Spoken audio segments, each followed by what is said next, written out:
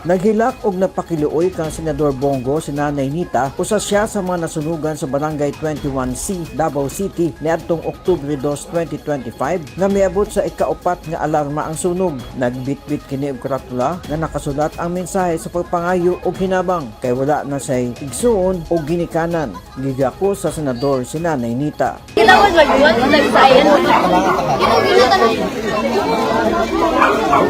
Nakig-istorya ang senador sa mga tao labi na kang Kapitan Edmundo Altizo Sr. Para kang Senador Go, importante nga walay naangin nga kinabuhi atol sa sunog. Nanawagan si Senador Go sa national government nga iprioridad ang Ligtas Pinoy Centers Act nga maghatag og temporaryo apan disente nga kapuy-an ang mga Pilipino nga biktima sa tanang klase sa kalamidad. Sa record, miabot sa 179 ka mga balay ang nasunog, 176 niini ang totally damaged ug 3 ang partially damaged. Temporaryong nagpuyo sa tent sulod sa gym ang mga nasunugan. Peng Alinyo, Newsline Philippines. Stay safe!